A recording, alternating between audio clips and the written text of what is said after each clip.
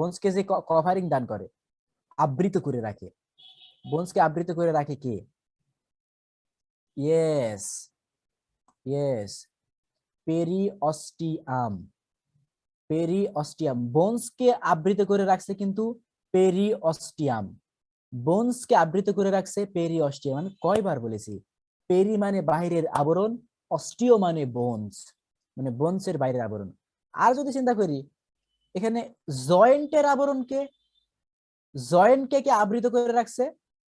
এই যে এই যে এই যে জয়েন্টের এই মেন জিনিসটা এটা আবরণ করে রাখছে, এখান থেকে যেন ফ্লুইড গুলো বের হয়ে না যেতে পারে। এই জয়েন্টের যে আবরণ করছে, জয়েন্টের আবরণ, জয়েন্টের আবরণের নাম কি? কে বলবে দেখি তো? মেহজাবিন, পেরিকার্ডিয়াম হলো হার্টের আবরণ। পেরি মানে বাহিরের আবরণ, কার্ডিয়াক মানে হার্ট, পেরিকার্ডিয়াম মানে হার্টের আবরণ বা হার্টের কভারিং। জয়েন্টের কভারিং এর নাম কি? Yes Tuli, you are right. Ayesha Siddika right. জয়েন্টের কভারিং কে বলা হয় ক্যাপসুল। মাথায় রাখো আজকে, বোনচের কভারিং হলো পেরিঅস্টিয়াম, জয়েন্টের কভারিং হলো ক্যাপসুল, ক্যাপসুল। আর দুই বোনচের মাঝখানে এখানে একটা ফাঁকা জায়গা আছে, একটা গর্ত আছে। এই গর্তকে কি বলা হয়? কেউ বলতে পারবে? দুই বোনচের মাঝখানে একটা ফাঁকা জায়গা আছে, গর্ত আছে, এটাকে কি বলা হয়? সবাই অ্যান্সার করো প্লিজ। এটাকে বলা হয় সাইনোভিয়াল ক্যাভিটি বা জয়েন্ট ক্যাভিটি, একই কথা। সাইনোভিয়াল ক্যাভিটি বা জয়েন্ট ক্যাভিটি। যেহেতু এটা সাইনোভিয়াল জয়েন্ট, যেহেতু এটা সাইনোভিয়াল জয়েন্ট, এই জন্য এটাকে আমরা সাইনোভিয়াল ক্যাভিটি বলি। সাইনোভিয়াল ক্যাভিটির মধ্যে কি থাকে কেউ বলতে পারবে? সাইনোভিয়াল ক্যাভিটি তো বুঝলাম, এর মধ্যে কি থাকে বলো তো?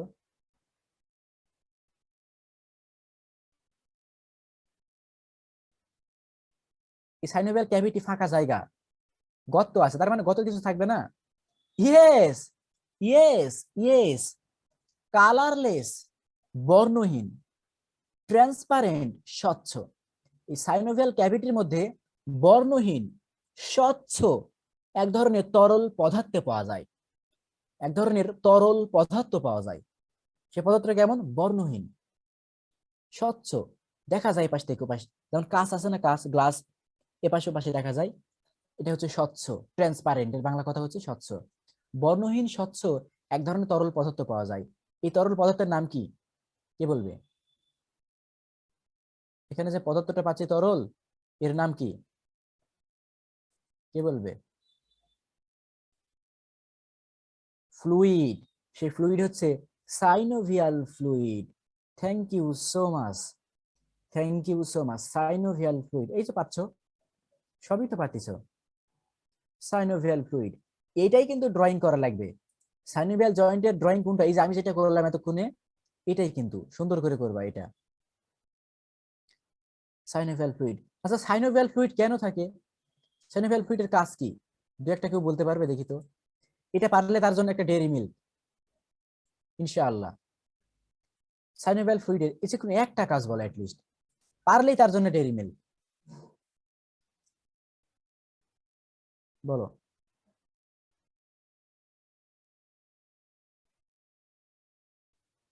সাইনোভিয়াল ক্যাভিটির কাজ কি?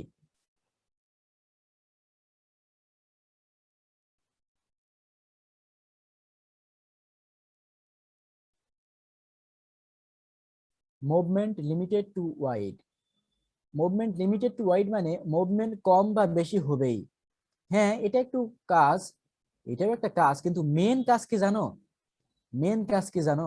আচ্ছা, সাইকেলের নাট বল্টু চিনো, বা বাইকের নাট বল্টু, বা বাসের নাট বল্টু, বা অটো রিক্সা, যাই হোক, নাট বল্টু, নাট বল্টুর ভিতরে মবেল থাকে, মবেল থাকে। মবেল থাকে কেন জানো? যেন ঘর্ষণ না খায়, যেন ঘর্ষণ না হয়। এখানে তরল পদার্থটা আছে যেন একটা বঞ্চ আর একটা বঞ্চের সাথে ঘর্ষণ না হয়, ফ্রিকশন না হয়। এটার কাজ হলো প্রিভেন্ট ফ্রিকশন, ঘর্ষণ প্রতিরোধ করে, ঘর্ষণ প্রতিরোধ করে। এই সাইনোভিয়াল ফ্লুইড কিন্তু ঘর্ষণ প্রতিরোধ করে।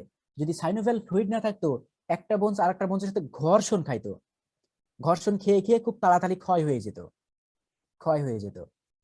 কিছু কিছু রুগী দেখবা 50 বছর পরে, 55 বছর পরে হাঁটু ব্যথা, খুবই কমন হাঁটু ব্যথা, অন্যান্য কথা বাদই দিলাম, হাঁটু ব্যথা, ওই রোগীদের কিন্তু এই ফ্লুইড গুলো অনেকটাই কমে যায়, সাইনোভিয়াল ফ্লুইড কমে যায়। তো তুমি যদি বলো ভাইয়া সাইনোভিয়াল ফ্লুইড কমে গেল, ভালো কথা, এই সাইনোভিয়াল ফ্লুইড গুলো কই থেকে আসে?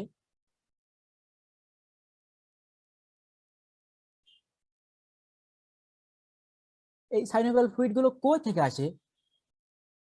এই সাইনোভিয়াল ফ্লুইড গুলো সাইনোভিয়াল সেল থেকে আসে।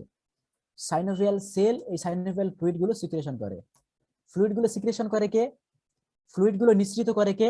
Synovial cell. যেহেতু সাইনোভিয়াল নিয়ে কথা, সাইনোভিয়াল সেল, সাইনোভিয়াল সেল, ঠিক আছে, সাইনোভিয়াল সেল সিক্রেশন করে। তো তুমি যদি বলো ভাইয়া আপনি কি বলবেন দুই একটা কারণ যার ফলে এই সাইনোভিয়াল সেলগুলো কমে যেতে পারে, যার ফলে ফ্লুইড কমে যাবে, অথবা এমন কিছু বলবেন যার মাধ্যমে সাইনোভিয়াল সেলগুলোকে বাড়াইতে পারি, যার ফলে আমি ফ্লুইড গুলো বাড়াইতে পারি, যেন আমার বোনসের মধ্যে ক্ষয় না হয়? আচ্ছা, যারা খুব অলস জীবনযাপন করে, এক্সারসাইজ করে না, নড়াচড়া করে না, ব্যায়াম করে না, এদের সাইনোভিয়াল সেলগুলো day by day, day by day, day by day শুকিয়ে যায়, শুকিয়ে যায়। সুতরাং এই সাইনোভিয়াল ফ্লুইড গুলো কেউ যদি ঠিক রাখতে চায়, তাকে কিন্তু ব্যায়াম করতে হবে, এক্সারসাইজ করতে হবে। একদম বসে থেকে খাওয়া দাওয়া করা যাবে না। এই বসে থেকে খাবা না তো কি দাঁড়া থেকে খাবা নাকি? মানে এই এই বসে থাকা বোঝাইনি, আমি বলছি মানে অলস জীবন যাপন করা যাবে না, আমি এটা বোঝাইছি, ঠিক আছে? চিকন মানুষের এক্সারসাইজ করা যাবে ভাইয়া? এ কয় কি? এক্সারসাইজ তো চিকন মোটার সাথে সম্পর্ক না, প্রত্যেকটা মানুষের এক্সারসাইজ করা লাগবে। এক্সারসাইজ করতে হবে তোমার রক্তনালীকে পরিষ্কার রাখার জন্য, এক্সারসাইজ করতে হবে তোমার রক্তনালীকে পরিষ্কার রাখার জন্য, রক্তনালী ইলাস্টিসিটি বাড়ানোর জন্য। আমি তো ট্রেনার, আমি কয়েকটা প্রফেসরকে ফিটনেস করাই, আমি কি খুব মোটা দেখে মনে হয়? আমাকে দেখে কি খুব মোটা মনে হয়? হ্যাঁ, যদি অনলাইনে হয়তো খুব ভালো বুঝতে পারো না, আমি মোটা না কিন্তু, আমি কিন্তু মোটা না, আমি কিন্তু ট্রেনার, আমি কিন্তু কয়েকটা প্রফেসরকে ফিটনেস করাই, তার মানে আমিও তখন এক্সারসাইজ করি। এক্সারসাইজ করার জন্য চিকন মোটা না কিন্তু, ওকে? অনেক মোটা তাই না ফাতেমা? আচ্ছা, তাহলে আমরা সাইনোভিয়াল জয়েন্ট আলোচনা শেষ করলাম, এই কথাগুলো বললাম, এগুলোই আমাদের ক্যারেক্টারিস্টিক আছে। এই যে একটা পিকচার সাইনোভিয়াল জয়েন্টের, এই যে একটা পিকচার, এই পিকচার দিবা, এই একটা পিকচার, এই পিকচার দিবা, অথবা আমি আরেকটা দিচ্ছি, এই যে একটা পিকচার, এই পিকচার দিবা, এই পিকচার দিবা, অথবা এই পিকচার দিবা, এই যে এটা হ্যান্ড রাইটিং করা, এটা দিও, ওকে? তাহলে সাইনোভিয়াল জয়েন্ট কত পার্সেন্ট বুঝলা, কাকে বলে, কত প্রকার, ক্যারেক্টারিস্টিক, আর এই চিত্র, কত পার্সেন্ট বুঝলা? আচ্ছা, গ্রুপে পিকচার দিবনি। 70-র কম কেউ আছে নাকি বুঝছো এরকম? 70-র কম, 70-র কম বুঝছে এরকম কেউ আছে? 99, 95, thank you so much, really you deserve appreciation of a grateful. অবশ্যই প্রশংসার দাবি রাখো তোমরা। 90%, চমৎকার। আতিকা কত পার্সেন্ট বুঝছো? আখি, মাহফুজ, তুমি তো কালকে ক্লাসই করনি গো।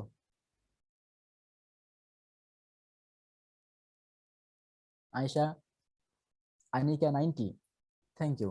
90 মানে অনেক, 90% বুঝছো মানে যথেষ্ট বুঝেছো। ডিরেক্ট ক্লাস হলে তো আরেকবার রিভিশন দিব, তখন দেখবা একদম ঝরঝরে হয়ে যাচ্ছে ইনশাআল্লাহ। আয়েশা 100, ওয়াও। 80 যথেষ্ট, 70 আপ হলে যথেষ্ট, একদম ঝরঝরে হয়ে যাবে ডিরেক্ট ক্লাস হলে, যখন আমরা আরেকবার রিভিশন করাবো, ঠিক আছে? তারা যখন দেখা যাচ্ছে নতুন স্টুডেন্ট আসবে আস্তে আস্তে, ওদের জন্য আবার কঠিন হয়ে যাবে। এই জন্য প্রথম থেকে ক্লাস করাটা খুবই জরুরি। ওকে, আমাদের কোশ্চিন নাম্বার 9, এই চ্যাপ্টারের রিটেনের জন্য last question. Muscle, muscle, muscle বানানটাকে ঠিক করো, সবাই ভুল করে বানান। MUSCLE, muscle. মাসেল বানানটাকে সবাই ঠিক করো। মাসেল কি? মাসেল মানে পেশি, মাসেল মানে পেশি। আজকে আমরা মাসেল কাকে বলে, মাসেল কত প্রকার, কি কি, ভাইয়া 9 নাম্বার লিখে নেই। মাসেল কাকে বলে, কত প্রকার, কি কি, বড় বড় মাসেল কয়েকটা নাম, এই সবগুলো নিয়ে আলোচনা করবো ইনশাআল্লাহ, যদি তোমরা ধৈর্য ধরে ক্লাস করো। মাসেল, এই যে মাহফুজ দেখাচ্ছে মাসেল, এই যে এই মাসেলের নাম কি? এই যে ভাব নেয় না, এই যে দেখ মাসেল দেখ, বলে না? এই সবগুলো মাসেলের নাম আজকে কিন্তু শিখাবো, আজকে সবগুলো নামই শিখাবো, বলে না? এই যে দেখ, কার সাথে তুই লাগতে আসছিস? হ্যাঁ, এই সবগুলো নাম কিন্তু আজকে শিখাবো, ঠিক আছে? তার আগে আমরা মাসেল কাকে বলে, মাসেল কত প্রকার, কি কি, এটা একটু দেখে নি। উপরে যে সংজ্ঞাটা লেখা আছে এটা তোমরা লিখো। Muscle is a type of tissue composed of contractile cell producing movement of an organ or parts of the body. Classification, এইটা এইটা, এই দুইটা ক্লাসিফিকেশন লিখো, এ আর বি। ডেফিনেশন এন্ড ক্লাসিফিকেশন লিখে নাও। হয়েছে হয়েছে, লিখে নাও। ডেফিনিশন আর ক্লাসিফিকেশন লিখো। মাসেলের এই যে উপরের লাইনটা ডেফিনেশন, আর এ আর বি ক্লাসিফিকেশন দিবা এই পর্যন্ত। তাড়াতাড়ি লিখে নাও। Yes, you are right Mehjabin, ওই মাসেলের নাম বাইসেপস। ডেফিনেশন আর ক্লাসিফিকেশন লিখে নাও, তারপর বোঝাবো, এই পর্যন্ত লিখবা, বি নাম্বার পর্যন্ত। তাড়াতাড়ি করো।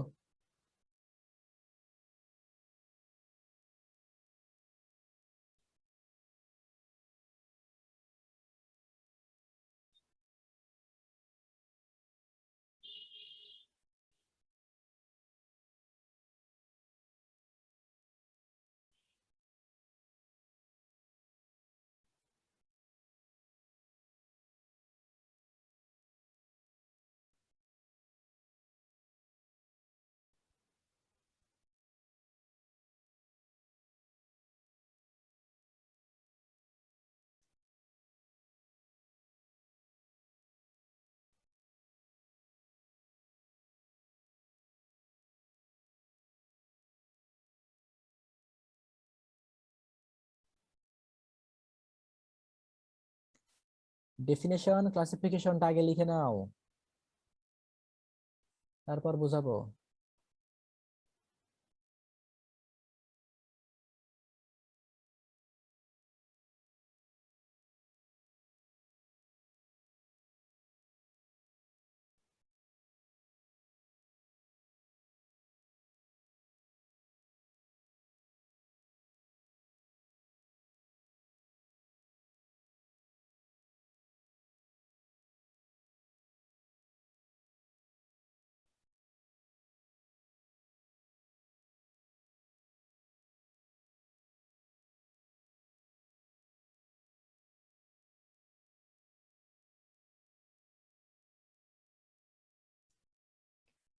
না না, নিচ দিয়ে ওটা লিখা লাগবে না, শুধু ওই যে উপরেরটাই লিখো, নিচের ওটা বাদ, এই হ্যান্ড রাইটিংটা বাদ।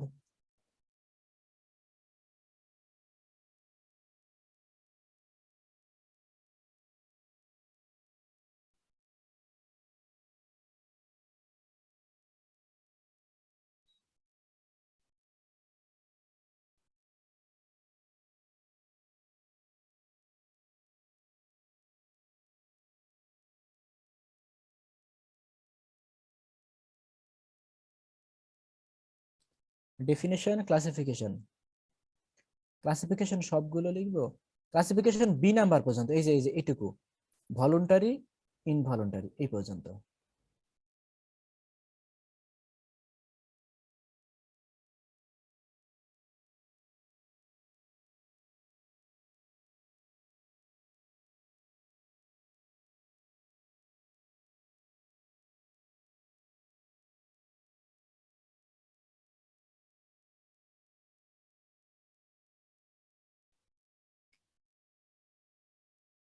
বি, এই পর্যন্ত, এই পর্যন্ত।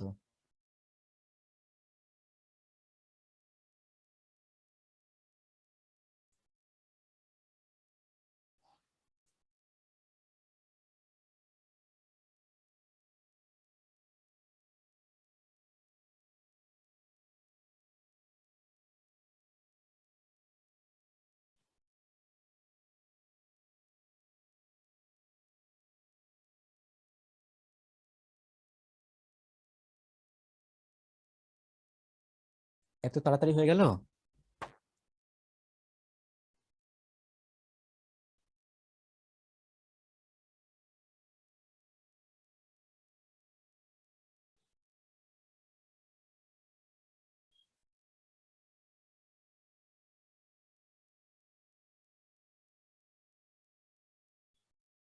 এই পর্যন্ত।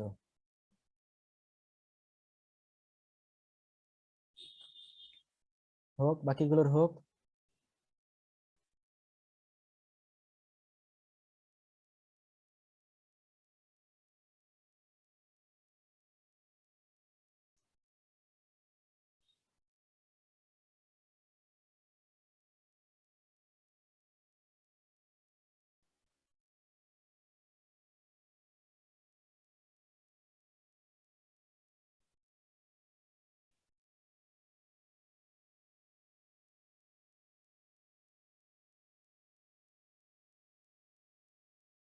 এইটা পর্যন্ত।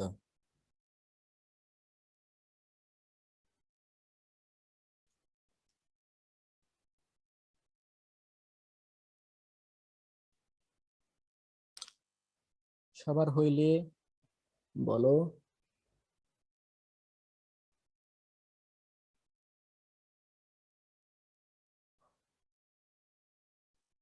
ফাতেমা হয়ে গেছে, আনিকা হয়ে গেছে,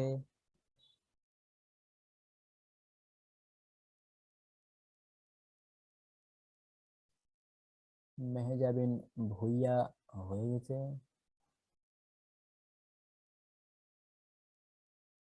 ফাহমিদা হয়েছে।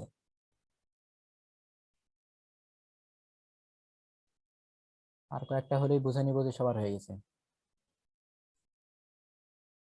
তুলা হয়ে গেছে, সাকিব। মাহফুজ বলবো নাকি সাকিব বলবো? সাকিব, সাকাওয়াত হয়ে গেছে। ওকে, তাহলে আমরা একটা আলোচনা শুরু করি।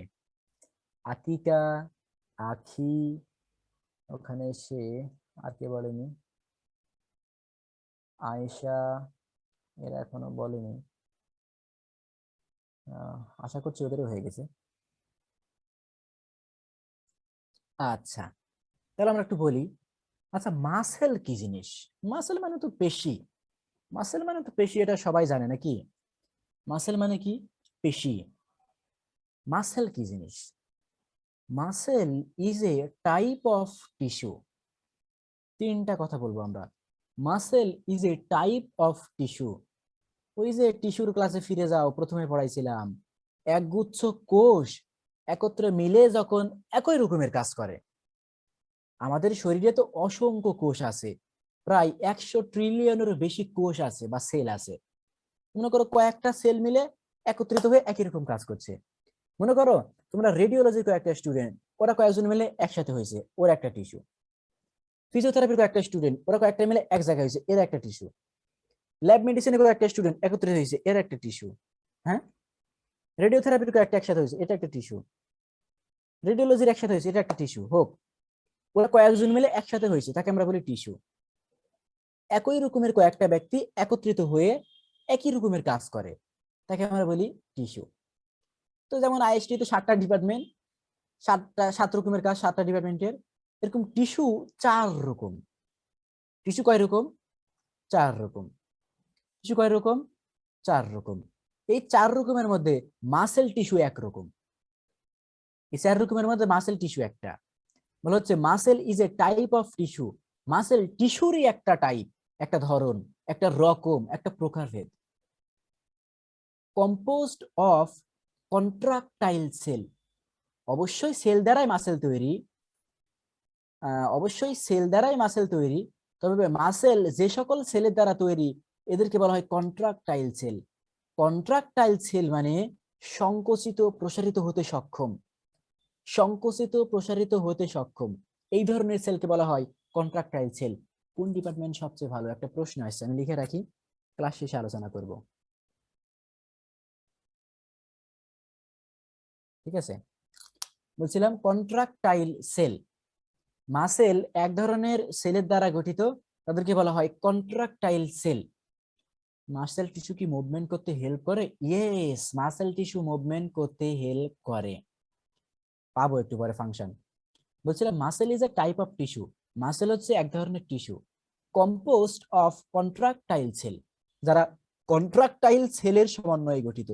কন্ট্রাকটাইল সেল মানে যারা সংকোচন প্রসারণ করতে পারে। এই দেখ, এই যে সংকুচিত করলাম ছেড়ে দিলাম, সংকুচিত করলাম ছেড়ে দিলাম, মানে সংকোচন প্রসারণশীল, সংকোচন প্রসারণ করতে পারে, এরকম সেলের সমন্বয়ে গঠিত। দুইটা কথা, একটা বললাম muscle is a type of tissue, muscle এক ধরনের টিস্যু যারা কন্ট্রাকটাইল সেলের সমন্বয়ে গঠিত, দুইটা বললাম। 3 নম্বর হবে producing movement of an organ or parts of the body, যারা কোনো একটা অর্গানের বা বডির কোনো একটা পার্টস বা কোনো একটা অংশকে মুভমেন্ট করে। প্রডিউসিং মানে করে।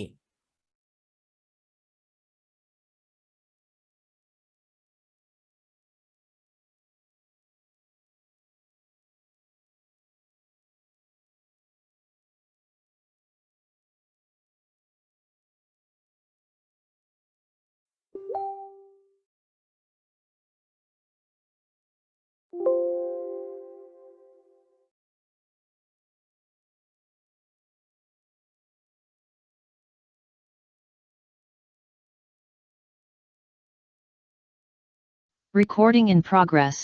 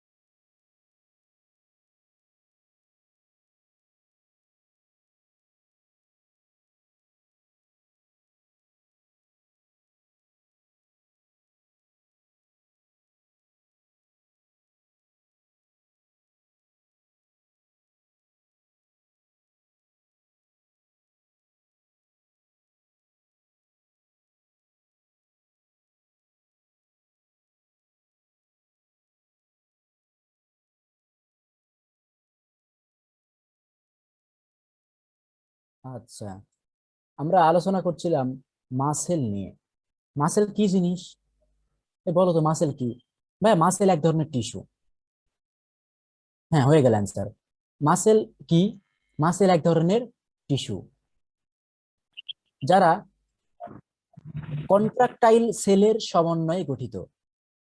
মাসেল এক ধরনের টিস্যু যারা কন্ট্রাকটাইল সেলের সমন্বয়ে গঠিত। কন্ট্রাকটাইল সেল মানে যে সকল সেল সংকোচন প্রসারণ করতে পারবে, যে সকল সেল সংকোচন প্রসারণ করতে পারবে, এদেরকে বলা হয় কন্ট্রাকটাইল সেল। মাসেল এক ধরনের টিস্যু বা কলা যারা সংকোচন প্রসারণশীল সেলের মাধ্যমে গঠিত, যারা কোনো একটা অঙ্গের অথবা শরীরের কোনো একটা অংশের কোন একটা অঙ্গ, অঙ্গ মানে মনে করো মুখ মুভমেন্ট করছে, হয়তোবা এটা, অথবা শরীরের কোন একটা অংশ, এই পুরো হাত অংশ, যারা শরীরে কোনো একটা অঙ্গের অথবা কোনো একটা অংশের মুভমেন্ট করতে পারে, এদেরকে আমরা বলি মাসেল। 3টা কথা মাসেলের সংজ্ঞার মধ্যে আছে। মাসেল এক ধরনের টিস্যু, এটা কন্ট্রাকটাইল সেলের সমন্বয়ে গঠিত, যারা মুভমেন্ট করে, যারা মুভমেন্ট করে তাকেই বলা হয় মাসেল। খুব কঠিন, খুব কঠিন বলো তো, এই বলো, কঠিন লাগলো? 3টা কথা, মাসেল হচ্ছে এক ধরনের টিস্যু, মাসেল হচ্ছে এক ধরনের টিস্যু যারা সংকোচন প্রসারণ করতে পারে এই ধরনের সেলের সমন্বয়ে গঠিত। মাসেল হচ্ছে এক ধরনের টিস্যু যারা সংকোচন প্রসারণে সক্ষম, সংকুচিত হতে পারে, প্রসারিত হতে পারে।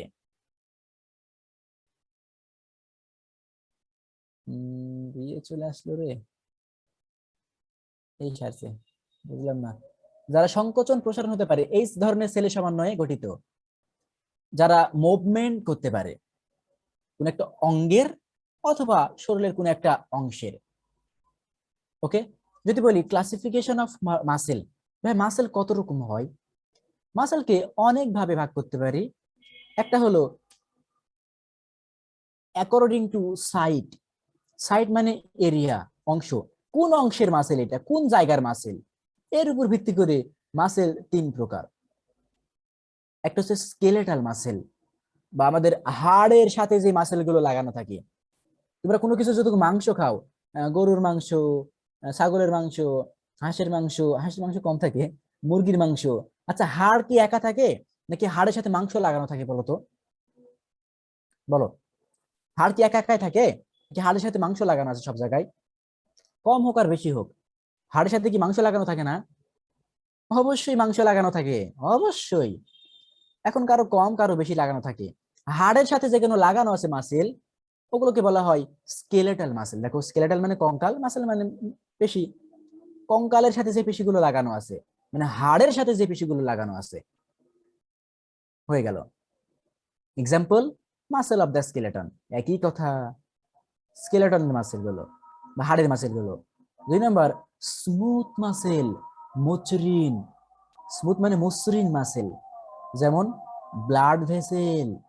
এই যে দেখো, ব্লাড ভেসেল, ব্লাড ভেসেল। তারপর ইন্টারনাল অর্গান মানে ভিতরের অঙ্গ, শরীরের ভেতরের অঙ্গ। বলো তো ব্লাড ভেসেল কি দিয়ে তৈরি? কে বলতে পারে? দেখি তো তোমাদের কেমন বুদ্ধি। ব্লাড ভেসেল কি দিয়ে তৈরি বলো তো?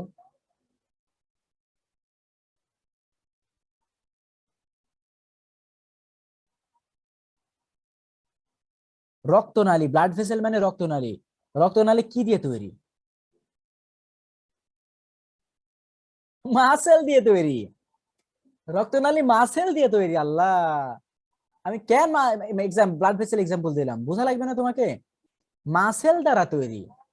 কোন ধরনের muscle? Smooth muscle.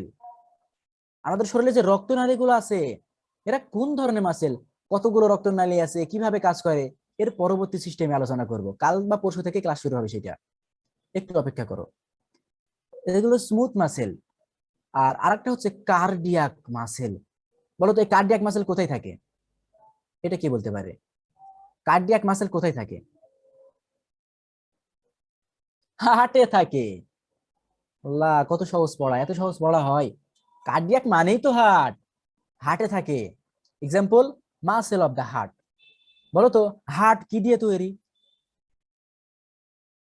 IQ test একটু দেখি। হার্ট কি দিয়ে তৈরি? হার্ট, হার্ট হৃৎপিণ্ড কি দিয়ে তৈরি? মাসেল দিয়ে তৈরি। ইয়েস রাইট, মাসেল দিয়ে তৈরি। হয়ে গেল। কোন ধরনের মাসেল? Cardiac muscle. তাহলে কোন জায়গায় মাসেল আছে, কোথায় কোথায় মাসেল আছে, কোন এলাকাতে মাসেল আছে, এর উপর ভিত্তি করে মাসেল তিন প্রকার। একটা হচ্ছে স্কেলেটাল মাসেল বা কঙ্কাল তন্ত্রে যেগুলো থাকে। একটা হচ্ছে স্মুথ মাসেল, মানে ভিতরের অঙ্গ, ভিতরের অঙ্গ, শরীরের ভিতরের অঙ্গ, রক্তনালী, এগুলো যেগুলো দ্বারা তৈরি। আর একটা হচ্ছে কার্ডিয়াক মাসেল। হয়ে গেল। আর আর একটা হচ্ছে অ্যাকর্ডিং টু ফাংশন, কাজের উপর ভিত্তি করে। কাজের উপর ভিত্তি করে মাসেল দুই প্রকার। একটা হচ্ছে ভলুন্টারি মাসেল, আর একটা হচ্ছে ইনভলুন্টারি মাসেল। 9-10-এ তোমরা এটা পড়েছিলা, মনে আছে কিনা তোমাদের? ভলুন্টারি মাসেল মানে ঐচ্ছিক পেশি, আর ইনভলুন্টারি মাসেল মানে অনৈচ্ছিক পেশি।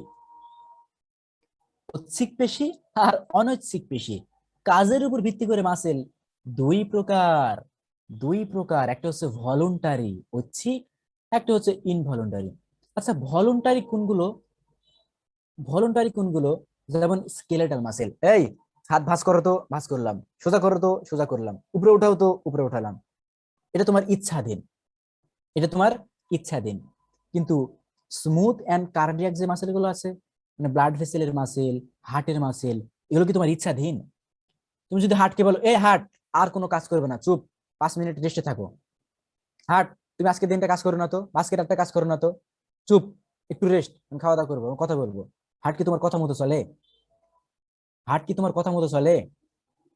হার্টের মাসেল গুলো কি তোমার কথা মতো চলে নাকি? যে হার্টকে যখন বলি হার্টকে যখন বলি কাজ করো, করলো, যখন বললাম না কাজ করো না, বন্ধ থাকলো, এরকম? No no. আর তোমাকে ধারই ধারে না, তোমাকে পাত্তাই দেয় না হার্ট, তোমার কোনো টাইম নেই হার্টের কাছে, বুঝলা? ও ওর মতো, ও ওর কাছে কেউ গোনার টাইম নাই। ওকে, এদেরকে বলা হয় ইনভলুন্টারি মাসেল, অনৈচ্ছিক পেশি। কাজের উপর ভিত্তি করে পেশি দুই রকম, ঐচ্ছিক, অনৈচ্ছিক। ঐচ্ছিকের ইংরেজি ভলুন্টারি, অনৈচ্ছিকের ইংরেজি ইনভলুন্টারি। মাসেল কাকে বলে, মাসেল কত প্রকার, কি কি? বলো, কারো কোনো প্রশ্ন আছে কিনা?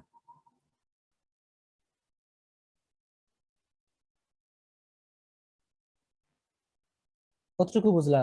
All clear? Thank you, thank you. প্রত্যেকটা ক্লাস এরকম পাবা, কঠিন নামে কোনো টপিক চলবে না ইনশাআল্লাহ, ভুলে যাও। তোমার 7টা সাবজেক্টের, তোমার 7টা আমি তো বলেছিলাম, টোটাল আমি 30টা সাবজেক্টের ক্লাস নিই।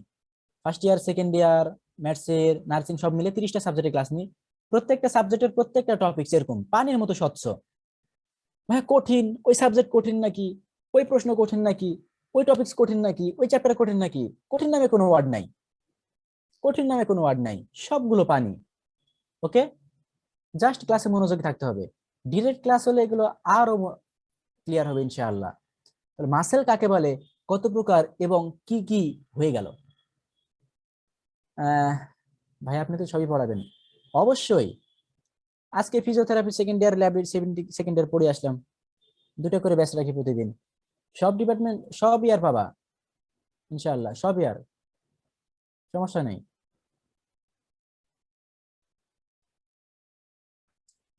আচ্ছা, অন্যান্য জায়গার স্টুডেন্টও শেষমেশ আমার কাছে আসতে হবে ইনশাআল্লাহ, এটা গর্ব না, আসতে হবে ইনশাআল্লাহ একটা সময়। আচ্ছা, কারণ ফার্স্ট ইয়ার দৌড় সর্বোচ্চ ওদের, আর সেকেন্ড ইয়ার কাছ থেকে একমাত্র আমি। ওকে, আরেকটা বিষয়, আমি যে এভাবে পড়াই বলে আমি পেমেন্ট বেশি নিই এরকমও কিন্তু না। আমি একাই পড়াই প্রাইভেট, কিন্তু এত বেশি ক্লাস নেই, তবুও যে পেমেন্ট বেশি এরকমও না, এটার সাথে আমার কোনো সম্পর্ক নাই। ওকে, জাস্ট চেষ্টা করছে যদি কিছু দেওয়া যায়, কিছু শেখানো যায়, যদি কিছু শেখানো যায়, জাস্ট এটুকুই। আচ্ছা, মাসেল কাকে বলে, কত প্রকার, কি কি গেল। প্রশ্নের পরবর্তী অংশে ছিল কিন্তু give the difference between skeletal, cardiac and smooth muscle. এটা কিন্তু প্রশ্নের পরবর্তী অংশ, তোমরা খেয়াল করছো কিনা? প্রশ্নের পরবর্তী অংশ ছিল স্কেলেটাল, কার্ডিয়াক, স্মুথ মাসেলের পার্থক্য। এই প্রশ্নটা আমরা সরাসরি ক্লাসে পড়াবো। এখানে বোঝানোর অনেক কথা বলতে হবে আমাকে, একটা পেজ বাকি রাখো। এই প্রশ্ন লিখার পর একটা পেজ এখন বাকি রাখো, বাকি অংশটুকু লিখার জন্য। আমি কি বুঝাইতে পারলাম? যতটুকু বললাম এতটুকু বলার পর প্রশ্নের বাকি অংশটুকু লিখার জন্য একটা পৃষ্ঠা বাকি রাখো। আমি সরাসরি ক্লাসে এটা করিয়ে দিব, ঠিক আছে? অনলাইনে বললে একটু ডিফিকাল্ট লাগবে তোমাদের কাছে, করিয়ে দেবো ইনশাআল্লাহ। আচ্ছা, আরেকটু কথা বলে নি, যে মাসেল সম্পর্কে কিছু কথা, মাসেল সম্পর্কে কিছু কথা আমরা প্রশ্নের বাইরে, আমাদের মাসকুলোস্কেলেটাল 2 মান্থ এই পেজটা খালি থাকবে? হ্যাঁ থাকুক, সমস্যা নাই। মাসেল সম্পর্কে কিছু কথা, কথার মধ্যে কথা ঢুকালে তো মুশকিল। ও, আমাদের মাসকুলোস্কেলেটাল সাবজেক্টের, সরি মাসকুলোস্কেলেটাল চ্যাপ্টারের 9টা প্রশ্ন পড়তে হবে। 9টা, 9টা প্রশ্ন কিন্তু পড়ানো শেষ। এখন আমরা যেগুলো আলোচনা করব সেগুলো জানার জন্য।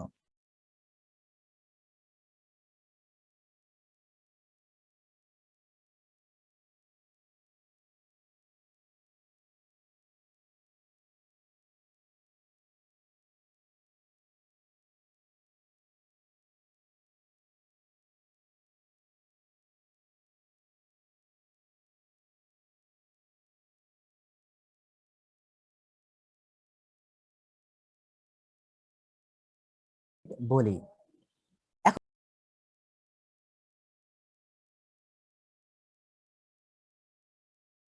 Recording in Sara progress. বডির যে ওজন, টোটাল বডি ওয়েটের 40 থেকে 50% ওয়েট কিন্তু তোমার মাসেলে। খেয়াল করো, টোটাল বডি ওয়েটের 40 থেকে 50% তোমার মাসেলের ওজন। এই জন্যই তো যার মাসেল যত বেশি, যার মাসেল গুলো যত লাদুস লুদুস, যার মাসেল গুলো যত সুন্দর একটু মোটা সোটা, তারা কিন্তু ওজন তত বেশি। আরে তোমার শরীরেও বোনস আছে 206টা, আর একজনের শরীরেও বোনস আছে 206টা। তোমার শরীরে হার্ট আছে একটা, আর একজনের শরীরে হার্ট আছে একটা। তোমার শরীরে কিডনি একটা, আর একজনের শরীরে কিডনি একটা। কিন্তু তোমার ওজন 40 কেজি, আর একজনের ওজন 70 কেজি। পার্থক্য কি করে দিল বলতো? কোন জিনিসে পার্থক্য করে দেয়? কিসে এসে মার খায় বলো? বলে না যে এই সাইডটা মার খাইছি গো, মানে কোন সাইড দুর্বল থাকলে কি বলে, এই সাইডটা মার খাইছি গো। তো এই পার্থক্য করে দেয় কোন সাইডটা? Yes, muscle. বলছিলাম যে টোটাল বডি ওয়েটের 40 to 50% কিন্তু মাসেলের ওজন। যার মাসেল যত বাল্কি, ফুলা, স্ট্রেনদেনিং, তার বডির ওয়েট কিন্তু তত মজবুত। ওকে, আর যে যত শুকনা, মাসেল গুলো যত চিকন, তার ওজন ততই ততই কম। হ্যাঁ, গেল। এই একটা কথা বললাম, আর একটা কথা বলি। এই যে বললাম না যে মাসেল 3 রকম অ্যাকর্ডিং টু সাইট, এই 3 রকম মাসেলের মধ্যে আর একটা কথা বলিনি, বলো তো সারা শরীরে মাসেল কতগুলো থাকে? ভাইয়া, একটা প্রাপ্তবয়স্ক মানুষের শরীরে টোটাল মাসেল কতগুলো থাকে মোট? কে বলবে? আমি পড়াইছি। হুম, হুম, আমি পড়াইছি। ভাইয়া মাসেল ভাইয়া মাসেল, 650 কিংবা yes yes 639 yes মনে হয়। yes yes yes yes you are right, you are right Liza. সারা শরীরে একটা প্রাপ্তবয়স্ক মানুষের শরীরে মাসেল থাকে কিন্তু 639টা, কোন কোন বইয়ের রেফারেন্সে বলা আছে 650টা। ইয়েস রাইট, এতক্ষণ মনে ছিল না? দেখে দেখে কোসে। আচ্ছা, সারা শরীরে মাসেল কিন্তু 649টা বা 650টা। এই এতগুলো মাসেলের মধ্যে স্কেলেটাল মাসেলই 430টার বেশি।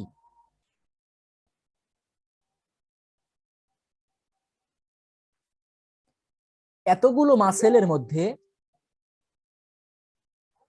এই এতগুলো মাসেল আছে 639 বা 650, এতগুলো মাসেলের মধ্যে 430টারও বেশি শুধু স্কেলেটাল মাসেল। তার মানে সবচেয়ে বেশি কোন মাসেল বলো তো? সবচেয়ে বেশি সংখ্যা কোন মাসেলের বলো?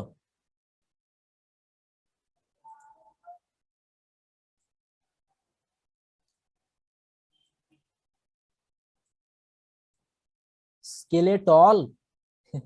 স্কেলেটল না বাবা, স্কেলেটাল, টল না টল। আচ্ছা, ঠিক আছে, টাল টাল, স্কেলেটাল।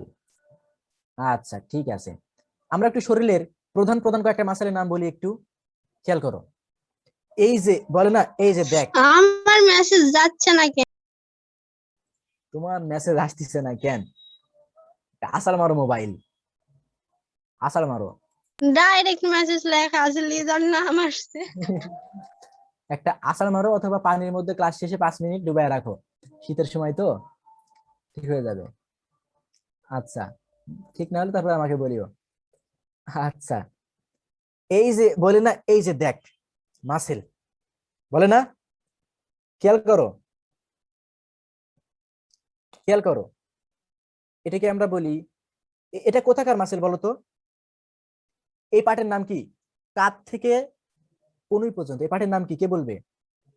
কাঁধ থেকে কনুই পর্যন্ত এটাকে আমরা কি বলি? আর্ম। কাঁধ থেকে কনুই পর্যন্ত এটাকে আমরা বলি আর্ম। আর্মের সামনের দিকে যে মাসেলটা আছে, এই যে পেশি হয় না, এই যে পেশি পেশি, আর্মের সামনের দিকে যে মাসেলটা আছে এটাকে বলা হয় biceps muscle. Biceps, MUSCLE, biceps. আর্মের সামনের দিকে যে মাসেলটা আছে তার নাম বাইসেপস। খেয়াল করো কথাগুলো। আর্ম মানে বাহু, কাঁধ থেকে কনুই পর্যন্ত এটাকে বলা হয় আর্ম। আর্মের সামনের দিকে যে মাসেল আছে তার নাম বাইসেপস। এই মাসেলে কিন্তু আমরা ভাব দেখাই, ঠিক আছে। আর এই আর্মের পিছন দিকে যে মাসেল আছে ঠিক এর বিপরীত পাশে, পেছনে, ঠিক পেছনে, এই বাহুর ঠিক পেছনে, এর নাম ট্রাইসেপস। হয়ে গেল।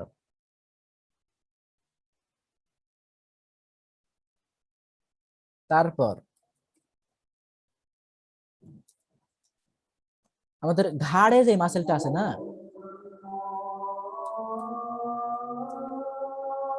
আচ্ছা আগে লিখে নাও তো, আমি বলে দিচ্ছি, আজান হওয়া পর্যন্ত লিখো। আমি যেগুলো বলতেছি সে লিখতে থাকো।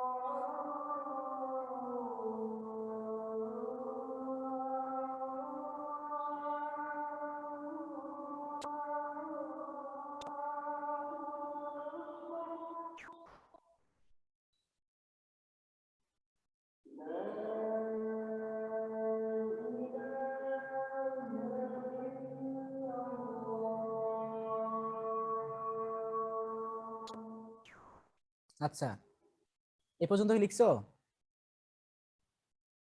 আচ্ছা, বললাম যে হাতের বাহুর সামনে আমাদের এই যে আর্মের সামনে যে মাসেলটা আছে একে বলে আমরা বাইসেপস। আর্মের পেছনে যেটা আছে এটাকে আমরা বলি ট্রাইসেপস। তারপর এই যে কোমর থেকে হাঁটু পর্যন্ত, কোমর থেকে হাঁটু পর্যন্ত এই পার্টকে আমরা বলি থাই বা উরু। থাই, THIGH, থাই বা উরু। কোমর থেকে হাঁটু পর্যন্ত এই পার্টটিকে আমরা বলি থাই। থাইয়ের সামনের দিকের এই যে এটা সামনের সামনের এই মাসেলকে বলা হয় কোয়াড্রিসেপস। থাইয়ের সামনের মাসেলকে বলা হয় কোয়াড্রিসেপস, দেখো বিশাল একটা মাসেল। আর পেছনের মাসেলকে বলা হয়, থাইয়ের পেছনে এই যে থাইয়ের এই পেছনে এটাকে বলা হয় হ্যামস্ট্রিং। হ্যামস্ট্রিং, হ্যামস্ট্রিং, ঠিক আছে, হ্যামস্ট্রিং। তারপর হাঁটু থেকে পায়ের টাকনু পর্যন্ত, বলতো হাঁটু থেকে পায়ের টাকনু পর্যন্ত এটাকে কি বলা হয়? হাঁটু থেকে পায়ের টাকনু পর্যন্ত এটাকে কি বলা হয়? আখি আতিকা, এটা তো পরে আসছে, এটা তো পারবে না। হাঁটু থেকে পায়ের টাকনু পর্যন্ত এদেরকে কি বলা হয়? পাটকে লেগ বলা হয়। শুনো, যারা জানো না ক্লাস করেন তারা শুনে নাও। লেগ মানে কোনটা বোঝায়? লেগ মানে কোনটা বোঝায়? তোমার এই হাঁটু থেকে শুরু করে তোমার পায়ের টাকনু পর্যন্ত এই অংশকে কিন্তু লেগ বোঝায়। লেগ, লেগ, হাঁটু থেকে শুরু করে পায়ের টাকনু পর্যন্ত এটাকে কিন্তু লেগ বোঝায়। এই লেগের পেছন দিকে নরম একটা মাসেল আছে, হাত দাও সবাই, হাত দাও। দেখো এই লেগ, লেগ হাঁটু থেকে টাকনু পর্যন্ত এটাকে লেগ বলি। লেগের পিছনে হাত দাও তো, এই যে এই জায়গায় একটা নরম মাসেল আছে না, নরম, নরম আছে না, এটাকে বলা হয় পেছনে, এটাকে বলা হয় কাফ মাসেল। আমাদের সামনে আলোচনা করতে গেলে সামনে চ্যাপ্টারে কিন্তু এটা নিয়ে বলবো। Calf muscle is also called peripheral heart বা সেকেন্ড হার্ট, আলোচনা করবো না। এটাকে বলা হয় কাফ মাসেল। আর দু একটা বলে শেষ করব। এই যে দেখো, সিক্স প্যাক মানে তোমরা বুঝো, কাফ মাসেল তো লিখে দিলাম। পোস্টেরিয়র পার্ট অফ লেগ, দেখো পোস্টেরিয়র পার্ট অফ লেগ, লেগের পিছনের পার্টে থাকে, ওটা কি? Calf muscle. আমি লিখে দিইনি। এই যে সিক্স প্যাক হয় না, দেখো না, তোমরা তোমরা তো বুঝো, এখন তো এখনকার ছেলে মেয়ে খুবই অ্যাডভান্স। সিক্স প্যাক হয় ব্যাম ট্যাম করলে, ও বাবারে বাবা, দেখাই সিক্স প্যাক। এই যেখানে সিক্স প্যাক হয়, এই সিক্স প্যাক এই মাসেলটার নাম কিন্তু রেকটাস অ্যাবডোমিনিস। এই যে প্যাক, এই বেটার কয় প্যাক? এক, দুই, তিন, তিন তিন দুগুণ ছয়, ছয় প্যাকই তো আবার। এর তো সিক্স প্যাক গো, সিক্স প্যাক, এই যে এরই সিক্স প্যাক। এই ভদ্রলোকের এই সিক্স প্যাক, এই যে মাসেলটা হয়েছে, এটার নাম হচ্ছে যে রেকটাস অ্যাবডোমিনিস। তুমি তোমার মতো করে লিখো, তোমাকে এগুলো কেউ ধরবে না, তোমাকে জাস্ট জানতে হবে যে অ্যাবডোমিনের সামনে যেটা প্যাক হয়, সিক্স প্যাক হয়, সেই মাসেলের নাম হচ্ছে রেকটাস অ্যাবডোমিনিস। তোমার বোঝার মতো করে লিখো। পেটের সামনের দিকের যে মাসেলটা সিক্স প্যাক হয়, এই যে সিক্স প্যাক তো এই মাসেলই হয় নাকি? প্যাক কোনটা দেখায় এটা বোঝাই তো। এই যে বানান, এই যে রেকটাস অ্যাবডোমিনিস, এই দেখো, এই যে বানান তীর চিহ্ন দিয়েছি, দেখো রেকটাস অ্যাবডোমিনিস, দেখতে পাওনি? মাউস কোথায় নড়াচড়া করতেছে খেয়াল করো না। এই যে পার্টসের নাম rectus abdominis. Rake, RECTUS, rectus abdominis. এসে বড় বড় গুরুত্বপূর্ণ মাসেলের নাম বলতেছি আমি শুধু। এটা গেল রেকটাস অ্যাবডোমিনিস। তারপর বুকের এখানে যে মাসেলটা আছে না, বুকের, বুকে বুকে বুকে এই যে চেস্ট, চেস্ট, চেস্ট, বিপাশে চেস্ট, বুক, বুক, চেস্ট, এই চেস্টের এই মার্কস, এটার কি বললেন, চেস্টের এই মাসেলের নাম হচ্ছে পেক্টোরালিস মেজর। চেস্টের এই মাসেলের নাম হচ্ছে পেক্টোরালিস মেজর। চেস্ট, এই যে দেখো এই বিশাল মাসেলের নাম পেক্টোরালিস মেজর। রেকটাস অ্যাবডোমিনিস কই গেল রে? এই যে সিক্স প্যাক, রেকটাস অ্যাবডোমিনিস, এই যে rectus abdominis, ABDO, abdo, MINIS, rectus abdominis. অ্যাবডোমিনে যেখানে সিক্স প্যাক হয় সেই মাসেলের নাম হচ্ছে রেকটাস অ্যাবডোমিনিস। আর আমাদের চেস্টের এই মাসেলের নাম কি? বিশাল মাসেল। এই যে এই মাসেলের নাম কি কেউ বলতে পারবে? চেস্টের এই মাসেলের নাম কি কেউ বলতে পারবে? আমি কিন্তু বড় বড় বলতেছি। pectoralis major. Yes, pectoralis major. Pectoralis major. আমি আর একটা বলি, না বললেই না। Pectoralis major. এই যে এই যে এখানে ইনজেকশন দেয় না, বাহুতে যেখানে ইনজেকশন দেয়, আপার পার্ট অফ আর্ম, দেখবা কেউ যদি কখন ইনজেকশন দাও, এটা ধরবে, ধরে একটু উঁচা করে বসায় দেয়। এই যে এখানে ইনজেকশন দেয় না, এই যে এখানে ইনজেকশন, এই মাসেলের নাম হচ্ছে deltoid muscle. DELTOID, deltoid. Deltoid মানে কোনটা? এই যেখানে আর্মের বাহুর যেখানে ইনজেকশন দেওয়া হয়, দেখবা কখন ইনজেকশন দিছে তোমাদের, দিলে দেখবা যে হুট করে ধরে একটু মাংস ফুলে তুলে হুট করে বসায় দেয়। এটাকে কিন্তু বলা হয় ডেলটয়েড মাসেল। ডেলটয়েড মাসেল, ঠিক আছে। তারপর ঘাড়ের পেছনে, এই যে পেছনে, ঘাড়ের পেছনে, ঘাড়ের পেছনে, এই যে পোস্টেরিয়র পার্ট অফ নেক, এই যে এই ঘাড়ের পেছনে, এই মাসেলের নাম কেউ বলতে পারবে? পোস্টেরিয়র পার্ট অফ নেক, এর নাম কেউ বলতে পারবে? ঘাড়ের পেছনে মাসেলটার নাম কি?